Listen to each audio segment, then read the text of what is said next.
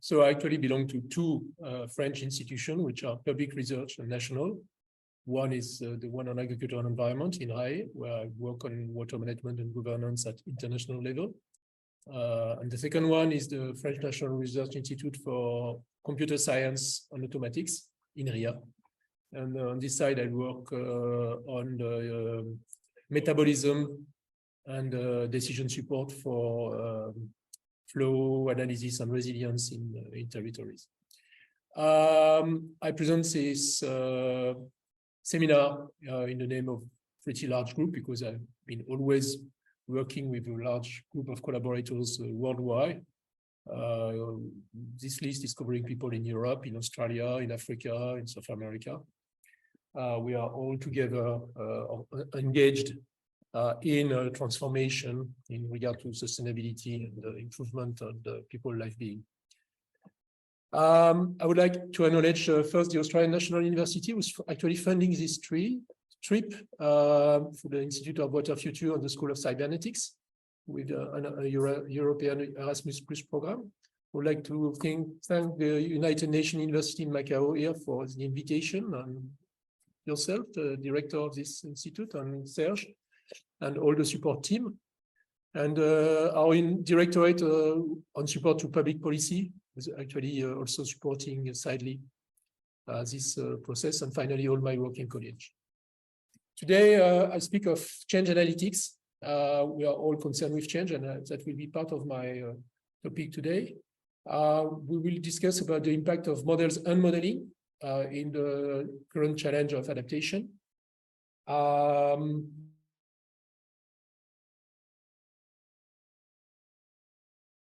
Through some international example, and then we will finish by some ethical issues in the process. I hope I am connected with the wire. So if we consider the general situation and the general evolution of the world, well, if you take growth indicators, I would say so far so good. For most classical elements, we can consider there is some progress. But meanwhile, as you all know, there are several indicators of stresses and crises. Here we have a reconsideration of the Denis Meadows limits to growth work on some actualization. Actually, something which is also done by my group in Grenoble to reactualize the Meadows limits to growth World 3 model. Various elements about the speed of technology adoption, and this is already quite old figures and should be updated. Gini index evolution over time, and the dual evolution of car production and CO2 emissions, which you know are correlated. And here, for instance, in Macau, it's clear that the density of cars shows that the challenge is still high in terms of getting a change. So where are we going in this direction is really a big issue, and it's the same when we address very large-scale issues like migrations correlated with warming. The fact that you have tendencies which shows that we'll have to adapt and cope with a serious problem. Meanwhile, for instance, I also supervise project on coastal area management in front of sea level rise, and we have the same problem in terms of relocation of people in this area.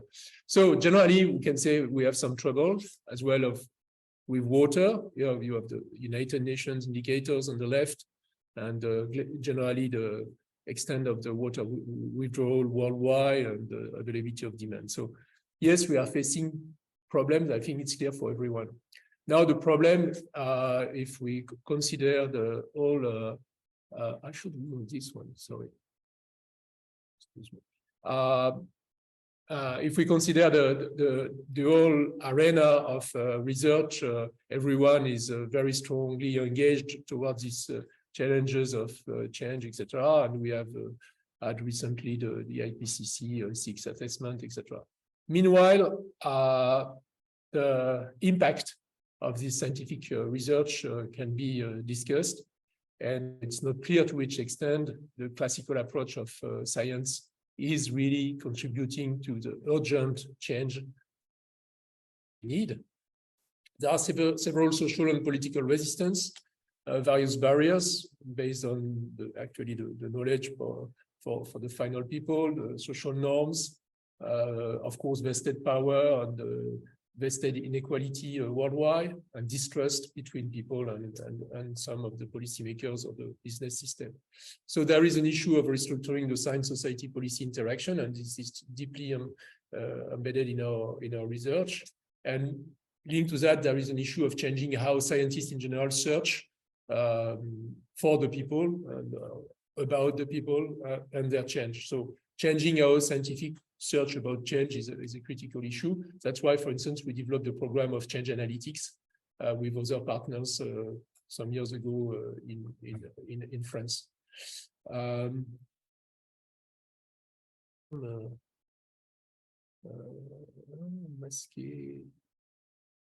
No, sorry. Oh, yeah, this one. So we need to re-engineer the way how in science we work on it. I mean, something which is already on its way for some people, but the academic system is constraining in many activities and directions. Also the training and curricula. And then the question behind that is, what are the couple methods and tools which actually better foster some strong resilience, meaning the capacity to adapt in the long term for society with a perspective of autonomy for the group.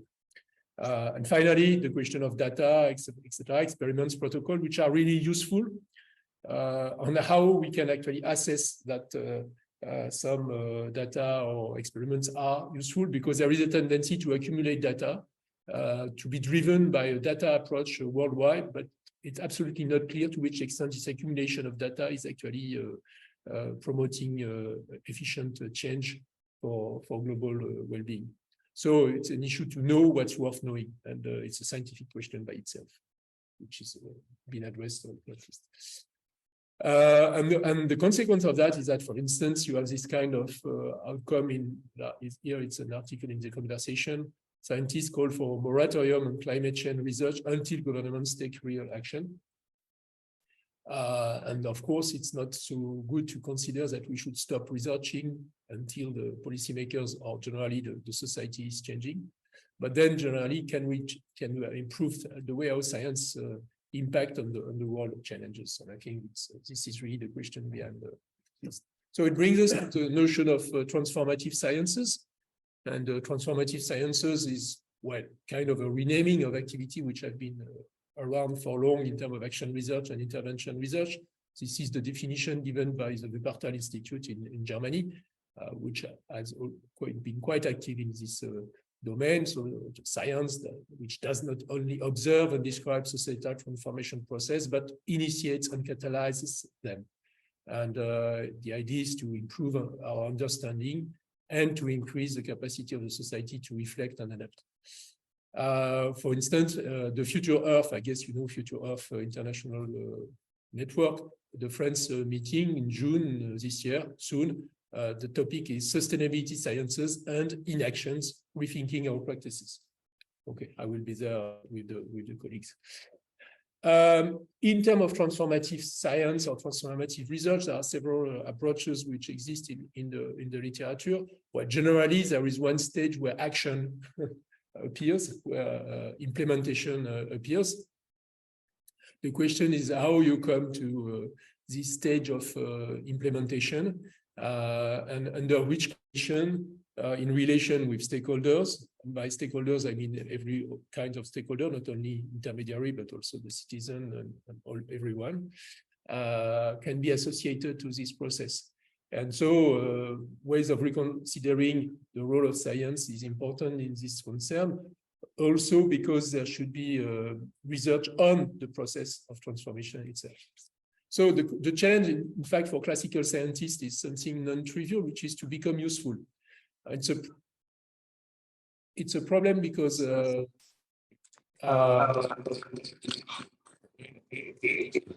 sorry. So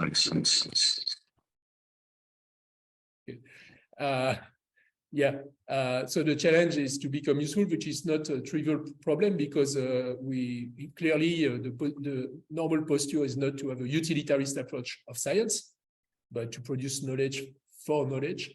that then nowadays, in terms of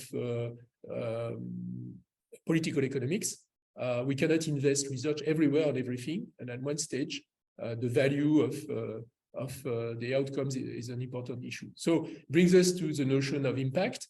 And you probably all know about impact pathway assessment, which is a classical, one of the classical approach for in the design of science.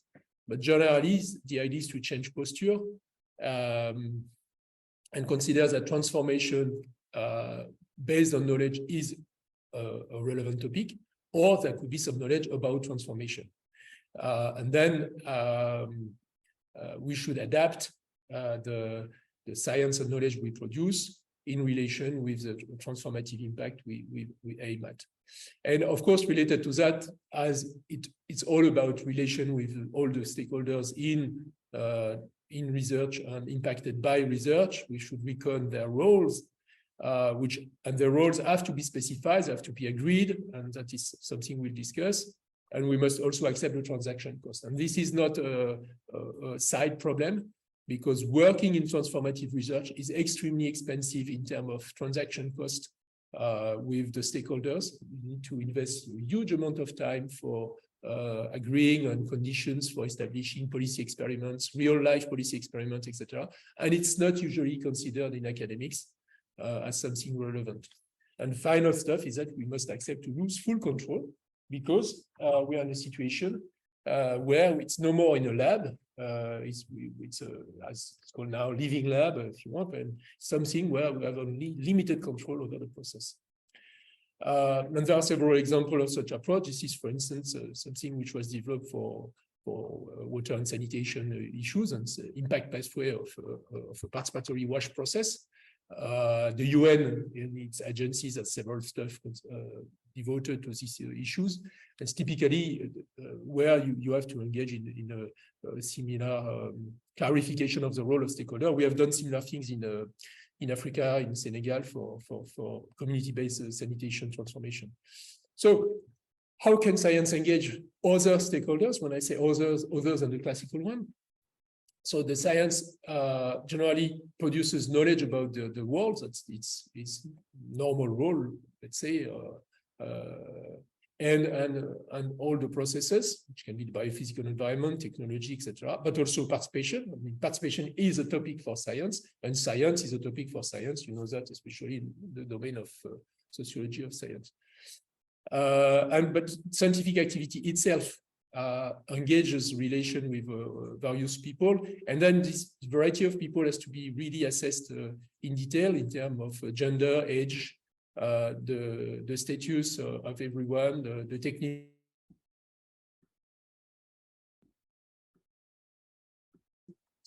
ethical issues that we will discuss, the funders, and this is true in the lab and outside the lab, of course, and it's more important outside the lab. So what is important for us is that participation in relation with science tackles the inclusion of people in process generally, which usually excludes them. That's the principle of participation, to re-include people. And it can be decision and action about many things which are relevant in policy and governance. All these topics which are here, including by itself policy making, deciding about policy making, politics, etc. But science and innovation is in the same domain.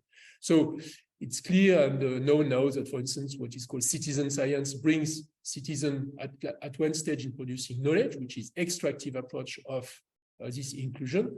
But it's more important to get people to contribute to the research agenda and ultimately to be part of the whole process of transformation. And I mean, there are many, many ways of engaging people, but what's important is that it is a real activity with lay people, with all these transaction costs that we have discussed before. In my group, but it's true globally for many groups, there are experiences with several different cultural systems and ages and gender, etc., worldwide. And if we try, for instance, and it's not so easy to read, but the most important idea here is that there is a specific methodological effort to be made on how to redefine the research agenda, the research program with and for the people. This is an example of a protocol developed by Paul and Crutely. Their formalization is in terms of rendering research socially relevant, societally relevant.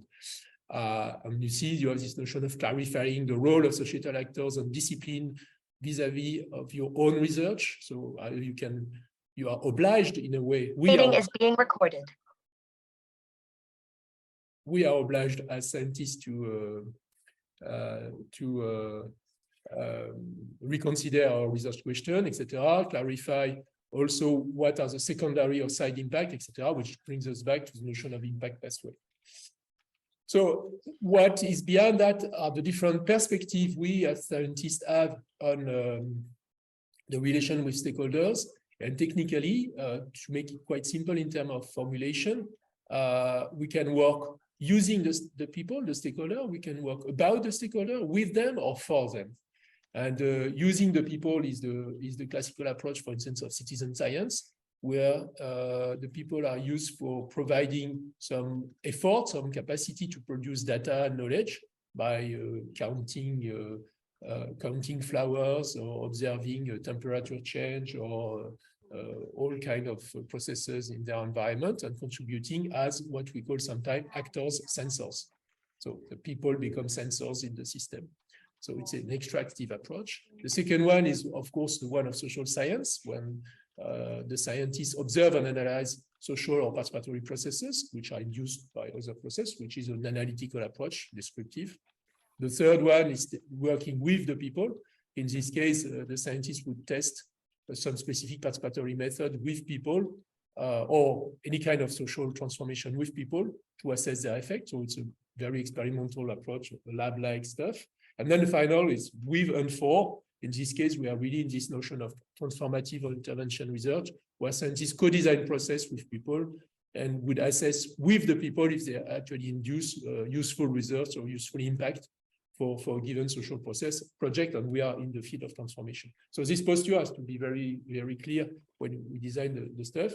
And for instance, I didn't find the full paper, but it was in a personal blog of someone, how it's related in terms of the intensity of the engagement and the skills of the people in the process, and what are the differences in terms of what can provide partners in a process of research according to the skills in relation with the topic, etc. Of course, if you work, for instance, and it's very classical in ecology, with people outside who are not academically ecologists, but who are trained, as a naturalist, they can provide a high level of expertise, which is very important and useful for you. It's very different when you would work more on the understanding of complex issues, like in citizen jury. In citizen jury, in participation, you bring people who can be anyone, and you bring them to difficult topics like nuclear waste processing or nanotechnologies, etc., which requires a different approach in participation,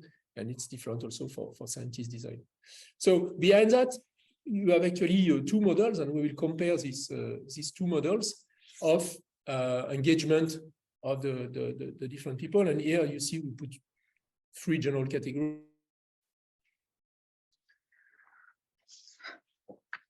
scientists and the stakeholder communities. And this one is the very classical approach. It's the approach where almost everything in decision making is made by the technical expert, or sometimes the scientist. There is a predefinition of the problem by policymakers and experts, and then the problem is processed by technical experts until they can propose a set of solutions. The set of solutions is given to the policymakers, and finally the people are supposed to implement, which is what we call sometimes acceptology. Means that it's a process by which you want people to accept something which is designed and provided from outside. And on our group, we are very clearly working against acceptology to rebuild autonomy. On the other extreme, and there are solutions in between, but just put the extreme. The other extreme is sharing not only the definition of the problem, but also building models, building solutions, and finally an open space of choice and action, which is reopening the space of through participatory modeling, because you see that the model here are built together. So to design that, there are protocols, and it's not something abstract, it's something very concrete. We have, for instance, designed for many years now one protocol specifically for participatory processes, which is prépar, like pre-participation, and répar, like in French, recherche participative, participatory research.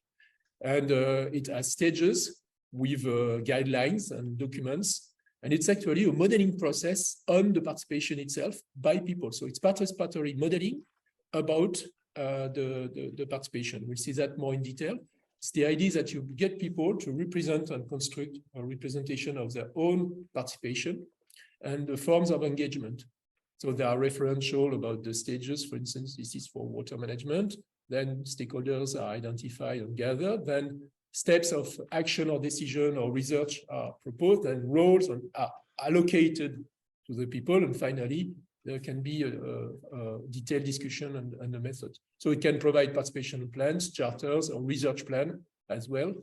And this is the more detailed version that we teach, for instance, in a pretty large network, whereby people can step after step build finally a plan, including ethical rules and an agreement on the different roles. Of course, it's quite interesting because it tends to legitimate the process for the different partners. And it's also a good base for establishing a funding condition, by the way, for external funders, because it shows how the process was really co-constructed and not only formally co-constructed, like it's quite often asserted but not proven.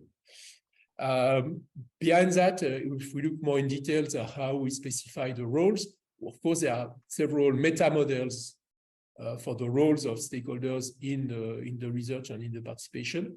But this is an example. It's already quite detailed version. We have a very simple version, which is organizer, active and passive, which is the one we use at first stage in courses. But this is a more extended one where you see each of these word and letter is a way of coding the role of the stakeholder in each phase of the process.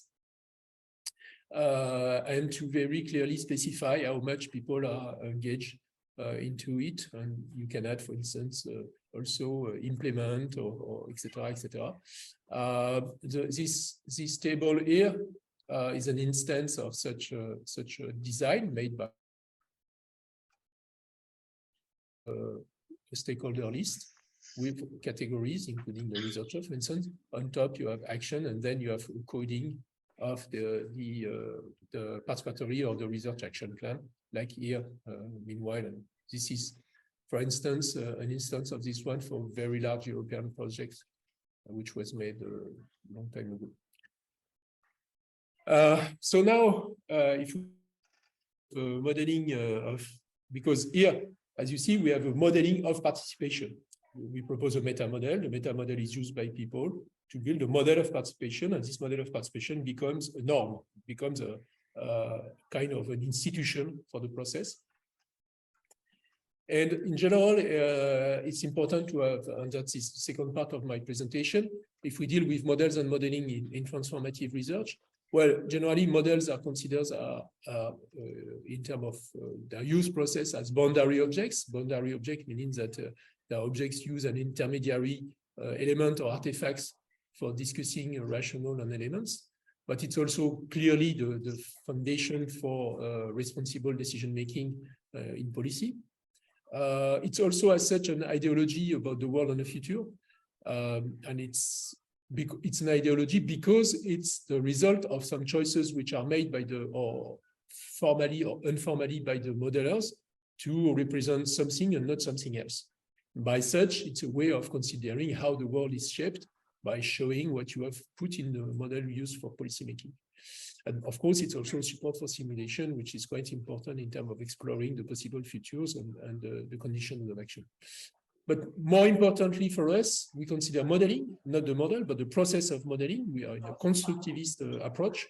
And modeling is, of course, a social learning process, meaning that people are learning together and tend to have their behavior co-evolving during the modeling process. It helps building new imaginaries and social norms. it's also, as such, a boundary process in conflict. We use modeling in conflictuous situation for getting people to rediscuss issues generally, and then help legitimate and improve process in general. So this is the classical streamline of modeling and simulation with forms of stakeholders input in the process. Then there is a co-modeling process more or less developed, and we have, for instance, the experience of getting illiterate people in building very complex model of social environmental evolution during the co-modeling phase with cards and stuff. And finally, can produce, well, either computer stuff, computer or digital simulation or distributed simulation, etc. stuff, or, for instance, role-playing games, which are very extensively used in our communities as an implementation of the models and as a tool for exploration. This is the synthesis made by the Voynov and many other authors in a quite of very important article called Tools and Methods for Participatory Modeling, Selecting the Right Tool for the Job in Environmental Modeling Software. And it shows the combination of processes and tools and phase step after step to reach level of formalization and quantification of the model, or non-quantification sometimes. With something important to see right now again is that what you see here on the right, which is representing this process of participatory modeling, of course, is a model by itself, because it's a model of the way how you mobilize different elements, and it's something which can be put on the end of the participant to choose the actual approach of modeling. And in this domain, the main reference we have, because we belong to this community for long, you see it starts in 1993, is what is called companion modeling. Companion modeling is a specific form of participatory modeling coupled with simulation. Simulation in the form of role-playing game and computer simulation, especially multi-agent simulation, is due to the fact actually that in France, we had a very early stage development of multi-agent simulation in the 90s. Serge was part of this group, where you have people like Jacques Ferber, and Yves Mazot, Jean-Pierre Muller, who co-developed the first instances of large-scale multi-agent system. And then in this context, there was the development of a new approach of modeling, where all stakeholders are re-included in the modeling process, are re-included in the model exploration through role-playing game and through participatory simulation, so using computer simulation, to help them changing their relation with reality. So it's a mixed trajectory between the reality, control experiments, and the conceptual models. In this concern, you have various forms of co-engagement in the process that are shown in this kind of magic triangle. And companion modeling is very important because it's reconsidering the cycle between field study, agent-based model, and simulation. It's been applied worldwide in many cases by the colleagues, with especially an approach where the process of modeling has two effects: one effect in science and one effect on people. The effect on science is, of course, to produce new knowledge. The effect on people is, of course, to contribute to social change. And it's generally what is called a post-normal approach, following Fontowitz and Ravet's perspective on post-normal approach, because it legitimates the representation of people on the world. It's also dealing with uncertainty, not only uncertainty about the world, but also uncertainty about the behaviors of people in front of the world. And that's very important in the process. And it's implemented by many ways. This iteration and these cycles that I showed is for instance, also, this is an example from a work made in Thailand or in Bhutan, I don't remember, by Cécile Barneau, Panamsak Prangorov, etc., where step after step, the process of modeling is reshaping its own conditions of implementation, changing the topic. And you see that, for instance, here, at the beginning, it's about a survey on the agricultural processes. And after a while, it will switch to economic issues or land use issues, etc. So there is a step-by-step dialogue between science, the model, and the field, which are co-evolving through the process. Sorry. I just put it an excerpt of what is done in the common communities. This is the list on the right of the existing topics. I don't remember how many case studies are shown in the companion modeling website, but it's quite many. And it's also linked to several, of course, protocols for observing and producing science out of that.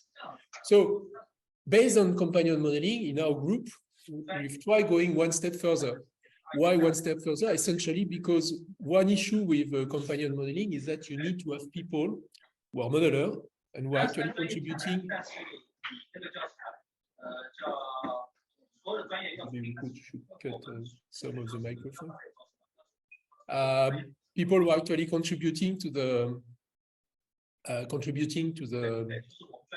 modeling process. And the problem is that if you want to extend and outscale this process, you need to reduce the intervention of external modeler. And so we've tried working on an alternative approach. And on top of that, most of the work made in companion modeling is dealing with social environmental system, whereas we are interested in strategy and policy making, which means that we must move the principle of companion modeling, keep the principle, but apply them to more strategic and policy-oriented issues, as well as social justice, etc. This is something I already discussed actually with UNU in 2021. That was a presentation by the time. Well, generally, since 2008, what we have done is to use participatory modeling as the base for an integrated suite of methods and tools supporting all participation forms at all stages of decision making. So the principle is to try to cover the whole range of needs of the stakeholders and to work on autonomy and resilience. So this is the typical series of tools. I don't have the end of the microphone, so I cannot cut.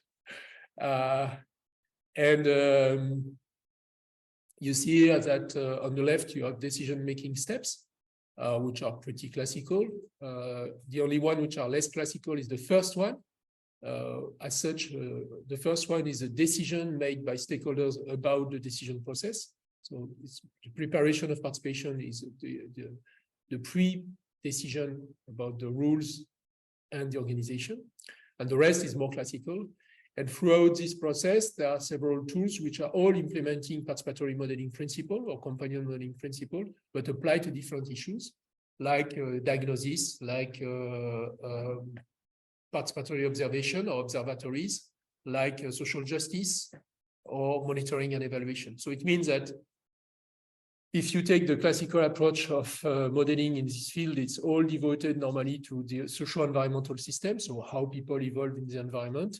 And we've tried developing different approaches. So I will just give some few examples, not in details, because I already presented that some years ago, but historically it was all about the socio-ecological system with the design, for instance, of this kind of kit, which is used for self-modeling. So people are using it to build their own model of situation and then going down, for instance, to more applied and finalized games for management, so serious games, if you want to use the contemporary wording, but also very different stuff.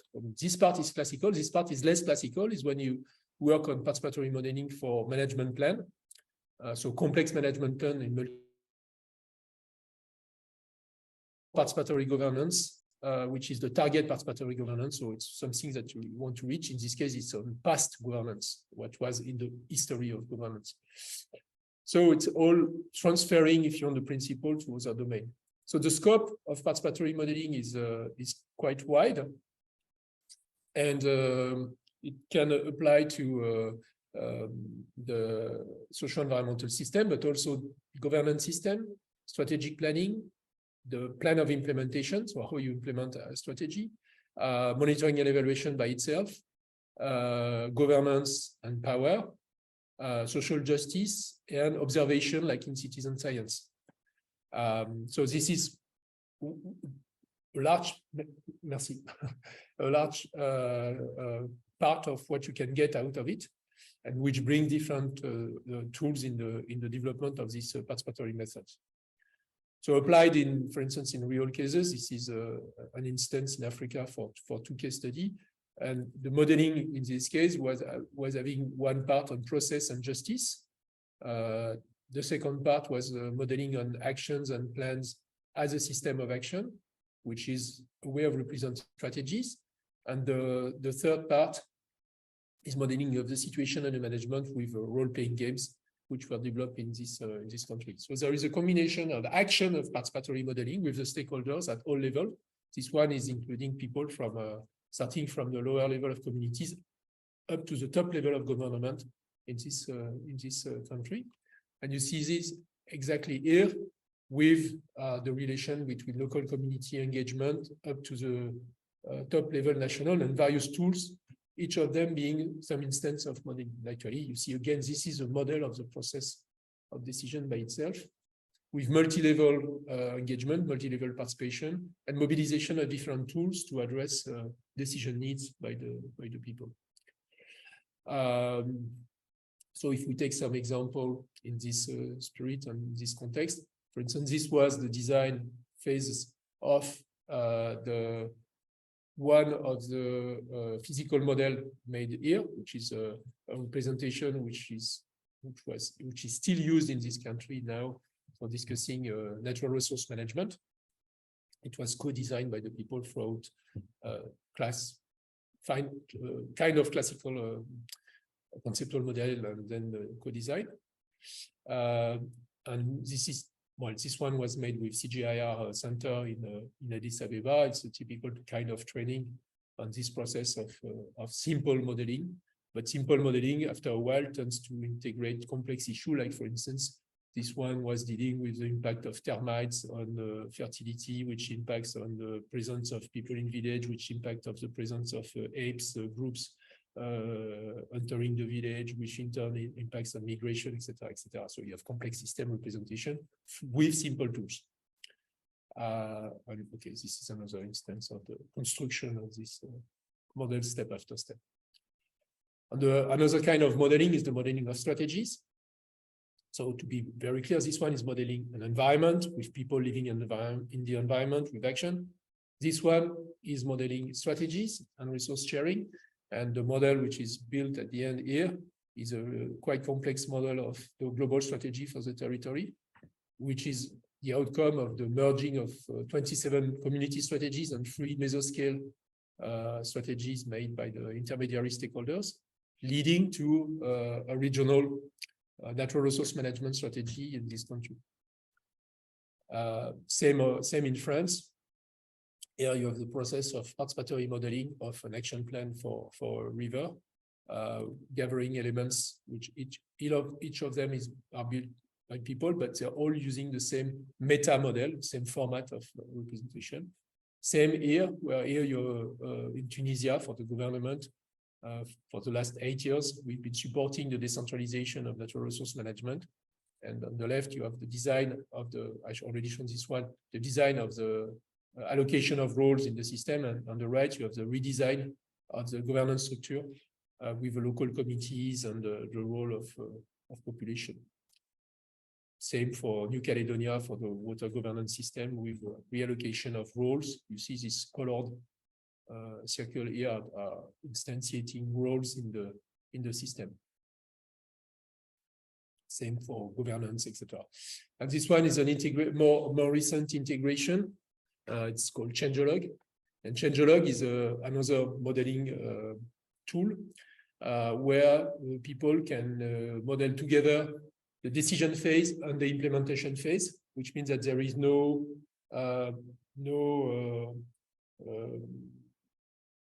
change of tool in between. It's a continuous use of the same kind of tool. Each element in color is a card, and the cards are given to the people to represent different action, and this action can be allocated at different scales. step after step, like preparation, diagnosis, prospective, preferences. And you see the actors allocation, the allocation of roles to the actors here, down to the implementation phase by the strategy. So it's kind of integrated all through process. So to summarize this part before going to the last part, the design we have as scientists in this field is to build actually meta models. Meta models are elements of models which are pre-shaped and given to the stakeholders so that they can build models with these meta models. The standard approach is not our approach. Of course, standard approach now, the dominating approach is scientists take data, they build models, they take scenarios, and they generate results which are communicated to the stakeholders, and then an impact is expected. To summarize our approach, we as scientists, we generate meta models with protocols for use. And then the stakeholders can use these meta models for building models and building their own simulation. So for instance, games or computer stuff, with or without data. Most of what we do uses some data, but not a huge bunch of data, which are quite often not available. And then it brings social learning and transformation with unexpected impact. So you see the difference between these two approaches. In this case, the key role of us as scientists is to design these meta models, which have a very important role in terms of interpretation and exploration for the users in regard to the situation.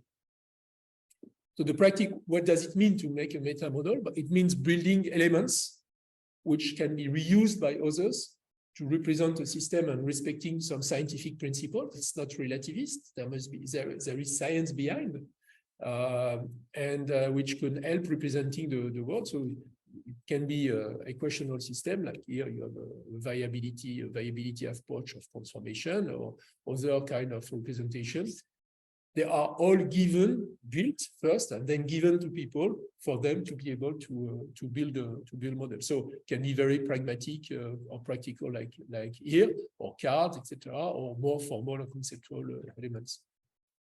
So this last part is actually when we build this meta model, there are several ethical questions, because the meta model is a perturbation, is a manipulation in terms of the existing process. You are entering something new in a social or environmental process. So there is a responsibility of us as scientists, because this meta model would frame the stakeholders' representation, their norms, and potentially their action. Well, if it's used and if it's efficient, which is the aim. So what are the ethical principles we should consider? There are three categories, and I will discuss the three categories. The first category is the procedural ethics, which is about the use of the models and the participatory process. So it's how it should be used and how we work with the people. The second one is what is called consequentialist ethics, which deals with the impact of the transformation. And the third one is classical scientific ethics. So we'll navigate with these three ethics. And the question is to which extent these three ethical frameworks can be coupled, or are they divergent? And if we deal with participation, we have several issues in participation which are related to respect on people, mutual respect, inclusion in gender, age, etc., origin, deliberation, with all the work made by classical people in deliberation, like Arconfunds and others after the work of Habermas, procedural issue, transparency, accountability, of course. There is also ethical rules for all the professionals, like facilitators and mediators. Association facilitators have their own ethical rules.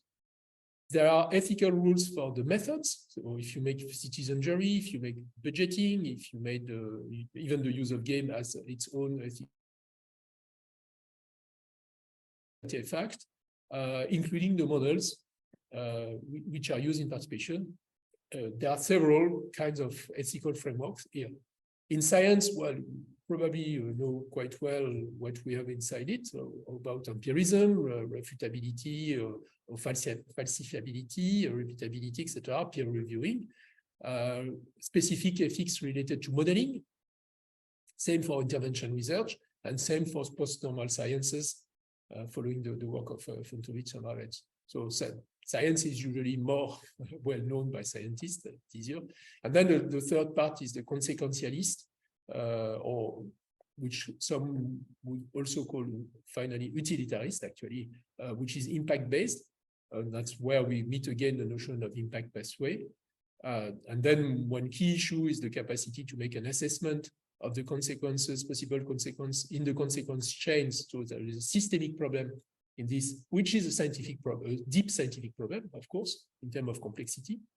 And then brings us to the problem, the causal imputation if complex universe. The fact that we should know to which extent what we bring in the process is actually the result of what we brought. That's where we need the control experiments as a way of exploring it. And the last part is more decision science or management science. It's about the choices that you make. How can you deal with multiple objectives? I mean, the notion of impact is never simple. It's never aggregated. You cannot, I mean, after the arrow theorem, etc., you cannot make a single indicator of success. And so it's quite complex. So we have three ethical frameworks which are already complex by themselves, and we want to couple them. And then it brings us to this kind of triangle where we have to navigate these three ethics, with these three ethics, with criteria which are quite different. And I already discussed the criteria. And with risk, the red part are the risk of falling out of this ethics. If you fall out of the scientific ethics, you can work on non-evidence-based, relativism, fake news, manipulation. Okay, this is falling out of science. Falling out of participation is exclusion, disrespect, and rules and participation, of all forms of manipulation. And falling out of the consequentialist ethics is simply to not consider the possible impact and to be useless, generally, to lose the capacity to impact on the system. Where actually a large part of classical science is not considering consequentialist ethics. It's not a problem of science to consider usually its impact, but only to consider the quality of the process of scientific production. Implementation of ethics, that's our practical problem, because it's not an abstract problem, it's a concrete problem. So how can we do that? Well, we work, and we still work on the development, especially of this sixth approach. The first one is the meta-participation, and I already discussed meta-participation. So it's how you actually get people to debate on rules and process. So it's to clarify, in a way, the ethical issues behind the decision process or the collaboration process, make it clear. That is the first part. It can be also regulated by what is called warrants. Warrants are people who are in charge of this regulation. The second part is the fact to make pre-testing of methods and models and have a control group. By methods and models, it means pre-testing what will be done during the process by simulating, if you want, the research process. And something we have done quite often, to simulate a research process, and to simulate a research process with representative of the communities, so that they know in advance what will come, to avoid, for instance, stakeholder fatigue, stakeholder saturation, over demanding processes, etc. Then having an internal monitoring and evaluation group. I could speak for long with that, but that's a different topic. It's important. Then having a reflexive control group, like the analyst, the psychanalyst. The psychanalyst, they have a control group. It's not so common to have control group. We have peer reviewing, but the peer reviewing is coming after the research. There are ethical committees. Ethical committees are used partly for that, but a real control group is quite interesting because it's helping discussing the condition of implementation. It's a group of practitioners as well. And the final one is to work, of course, ethical guidance using a decision tree. That's what was done, for instance, a very interesting European project called Harmoniqua, which was working in quality control in modeling in the early 2000s, devoted to water issue. There are two categories of questions, and that will be my last slides. related to this implementation of ethics. The first question is about process steering, so process control, if you want. And there are many questions, but this one are the ones which are the most important for us now. The first one is, should we let participants decide their own procedures, or should all the steps be imposed? And that is related to what I said before about losing control. And then who is in this steering group? And how should we prepare and train the steering group? So how should we train stakeholders who are not scientists to decide what should be in a participatory research process? It's a non-trivial problem. And then the second one is about how the process designer, which can be ourselves usually, can induce the condition of autonomy and adaptive capacity while accommodating scientific issues and protocols. So keeping control, but still dealing with autonomy. There is a contradiction which is quite difficult to overcome. And we have the same on the modeling process itself. While keeping the cost down in modeling and models. In this case, we should use a standardized incremental approach, but maybe it's not exactly what the field actors would require. So in this case, we have to make a step aside and develop something radically new, which takes time, etc., with several risks of being less relevant in scientific terms. The question of integration of scientific expertise, in all process we have some scientific experts on the topics like on hydrology, on ecology, on economics, working in the process together with the stakeholders, but this reconciliation is not always easy. Should we open the black box of the models? Most models which are used are black boxes just because they are equational complex models, like, I don't know, Navier-Stokes equation for hydrology. In this case, you need to explain them and teach them to the people.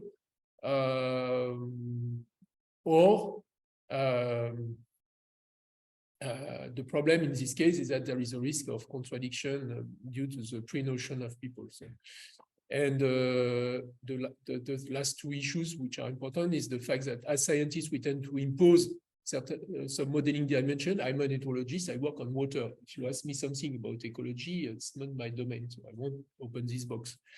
The problem is that it's maybe less relevant for you. And then we should work on the basis of what is scientifically relevant or what seems to be relevant for people. Of course, it's not relativist in the meaning that at the end, the process will still be scientific, but the framing of the process will change. And then the final one is to see if we take formalism which are accessible, like using cards and games. And in this case, there is a risk of oversimplification of nonlinear process, of threshold, etc., or very academic version with complex system of equation, which takes more time to develop, are more accurate, but there is a risk to take too much time in regard to the social timing and the social response. I've worked, for instance, a very important project in Europe dealing with the adaptation of the European policy on agriculture to environmental issues. Took 3 or 4 years to design very good models. At the end of three or 4 years, it was totally obsolete because the policy had changed. So 4 years of development for, I don't know, the total, it was like 40 or 50 person year of work for building a model which was interesting scientifically, but totally useless in policy terms. Okay, conclusion. Well, let's take these main elements. There is a requirement for adapting the scientific postures and the relation with stakeholders. The question of how much resource we accept to invest, and especially how much we as scientists accept to reduce our expectations or condition of action. And this is not trivial because the academic system is not supporting us in this. It's really a trade-off. The second part is that we have clearly in university worldwide working in participatory modeling. This is a central paradigm to support this evolution. And it's a good encounter between the scientific knowledge, some step-by-step solution, and the contribution of stakeholders. Meanwhile, there are several challenges which are still open. it's a transformative process by itself, which has to be monitored, and as any social learning process, it's part of what we try to do. In this case, what becomes important is this notion of meta modeling. So, which, especially if we work on autonomy, because in participatory modeling, as I said, either you as modeler, you stay in the loop, or you manage to add something which can, let's say, expand globally. And I must be able to give it to you and you manage yourself. You don't need me anymore. Then I'm just bringing a meta model and you manage to make your own modeling process. That's what we try to do by simple tools in a bag, which we give to people. And finally, there's this issue of the free ethical regimes and how we can cope with these ethical regimes. Thank you very much. It was roughly planned for less than 1 hour, so 45 to 50 minutes. Thank you. Thank you. To participate and listen to me, but thank you very much, Nick. So it's very insightful talk. So I think it's very close to what we are doing here. There are lots of similar issues that we are discussing right now in the meeting. So any questions, either from the team here or from people online? I don't know if there are people online who want to ask questions. If I may, I can Sure. ask the first question. Sure. So first of all, thank you. I'm not sure if people will listen to you, but Spaceship. yeah, spaceship is coming. So I have a question, like, actually, I could sort of ask you, like, very, very community, how do you engage the policymaker, stakeholders, what motivates them to be part of this process? I assume that the ones that you, the examples that is working with you on modeling this, so they already know what is modeling is like, so they're not brainwashed, but they know. But for a new potential stakeholder that you want to engage with the policymaker, or I think I would say mostly policymakers, because as such that we are also looking for policy relevant research. So if for new policy maker potential stakeholders, how do you engage to make them feel like, oh, this is important, I want to be part of it? Yeah, thank you very much. Yeah, it's a very relevant question. The question, so maybe I repeat the question. I'm not sure. Yeah, okay. So the question was how we do engage with new policymakers and how we find a way of getting them in the process. There are two situations. One situation is where generally the process is commissioned by an existing institution. And in this case, there is a mandate under some conditions, like for instance, we have to deal with changing the water management plan for a territory or improve life being of people, etc., etc. Improve well-being of people, sorry. In this case, if some policymakers are not in the process at the beginning, there is a transfer of power by what we call generally the champion. Means that we have a champion who is the person at the political system who already commissioned the work, and this person would be clearly the one holding the inclusion of the other policymakers. In case of very strong political games where you have a power opposition, it depends on the topic and how critical is the topic. Then you have the same kind of thing you have in international negotiation with the question of leveraging an obligation to be in the process because this is high in the common agenda. If you are not inside, there is a risk that you stay, and this policymaker would come. The typical example is the relation with agriculture in situations which are tense in terms of water, because agriculture is quite often, especially in Europe, the usual suspect for the problems. And so when something is commissioned by the field of environment, Ministry of Ecology, like we work generally for the ministers or governments. In this case, there must be a clear statement that if they are not in, there is a risk that new regulations come out.